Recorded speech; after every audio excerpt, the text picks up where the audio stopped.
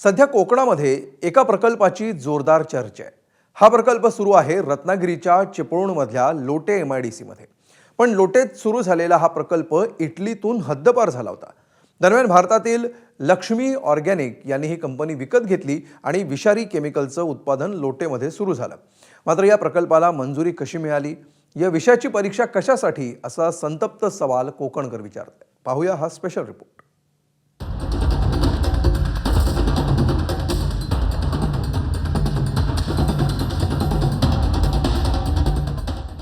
कोकणात चिपळूण जवळच्या लोटे परशुराम MIDCतला हा लक्ष्मी ऑर्गॅनिक इंडस्ट्रीज लिमिटेड नावाचा कारखाना।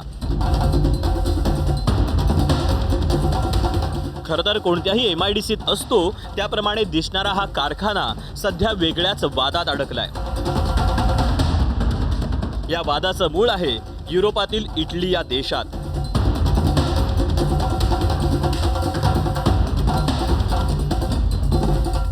इटलीत मितेनी नावानं असलेला कारखाना प्रदूषणाच्या नियमांचं उल्लंघन केल्यामुळे हद्दपार करण्यात आला होता। इटलीत कारवाई झाल्यावर या मितेनी कंपनीचा कारखाना आणि तिथलं उत्पादन ठप्प झालं। इटलीत या कारखान्यामुळे झालेल्या प्रदूषणामुळे जवळपास 3.5 लाख लोक बाधित झाले होते। आता ती बंद झालेली कंपनी भारतातल्या लक्ष्मी ऑर्गॅनिक यांनी विकत घेतली। त्यानंतर लोटे MIDCत कारखाना सुरू करण्यात आला।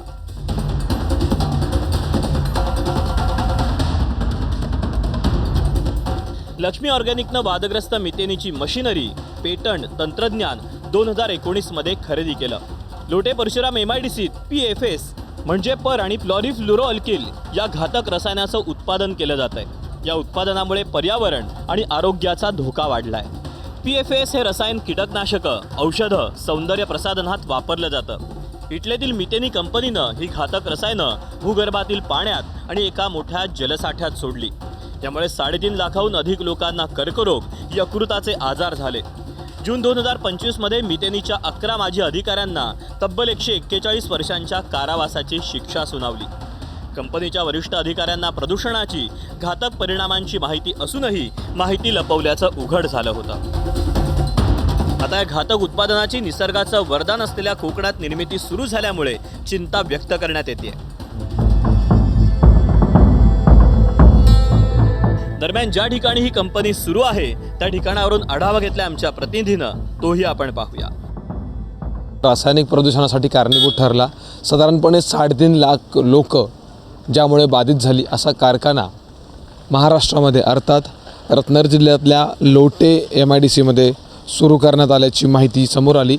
आणि त्यानंतर आता एकंदरीत खरंच या कारखान्यामध्ये प्रोडक्शन होतं आहे का यावर चर्चा सुरू झाली। अर्थात लक्ष्मी ऑर्गॅनिक यांनी या कंपनीनं हा जो कारखाना आहे तो सुरू केलेला आहे आणि या कारखान्यामधून पिपास नावाचं जे उत्पादन आहे ते केलं जात आहे।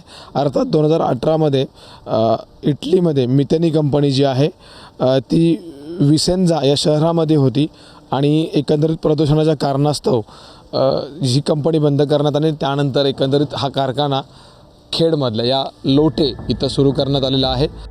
याची गंभीर दखल राज्य सरकारनं घेतली। विशेष जिल्ह्यातील या कारखान्याबाबत स्वतः उद्योगमंत्रीही अनभिज्ञ होते। आता वाद झाल्यानंतर इटलीत बंद असलेली कंपनी कोकणात कशी आली, त्याला केंद्रीय पातळीवर परवानगी मिळाली का याची माहिती घेतली जाणार आहे। तसंच संबंधित कंपनीला प्रदूषण नियामक मंडळानं नोटीसही पाठवली।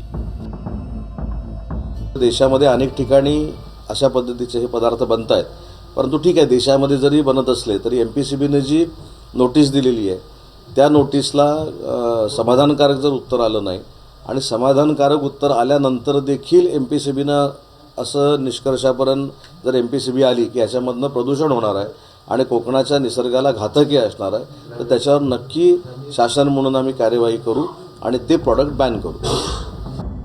दरम्यान वाद पेटल्यानंतर कंपनीनंही ABP माझाला एक्सक्लुझिव्ह स्पष्टीकरण दिलं। कंपनीत PFSचं उत्पादन सुरू आहे, पण सर्व गोष्टी नियमात करत आहोत। स्थानिकांना, पर्यावरणाला हानी पोहोचेल अशी कोणतीही गोष्ट आम्ही करणार नाही। सर्व गोष्टींची पूर्तता आम्ही संबंधित विभागाकडे किंवा सरकारकडे केलेली आहे। लक्ष्मी ऑर्गॅनिक केवळ PFS नाही तर इतर केमिकलचंही उत्पादन करते। यामध्ये PFSचं उत्पादन अवघं 1% आहे। भविष्यात उत्पादनात वाढ होऊ शकते, पण सर्व नियम अटी पाळूनच। स्थानिकांनाही तेव्हा विश्वासात घेऊ। एकीकडे कोकणात येणाऱ्या घातक उद्योगांवरून नेहमीच वातावरण तापलेलं असतं. त्यात उद्योगमंत्र्यांनाही त्यांच्या जिल्ह्यात येणाऱ्या एवढ्या वादग्रस्त प्रकल्पाची माहिती असू नये हे धक्कादायक आहे. कोकणवासियांच्या जीवाशी आणि कोकणातल्या निसर्गाशी खरोखरच विषारी प्रयोग होत असेल तर त्यावर गंभीर कारवाई गरजेची आहे. अमोल मोरे, एबीपी माझा, लोटे, रत्नागिरी. एबीपी माझा, उघडा डोळे बघा नीट.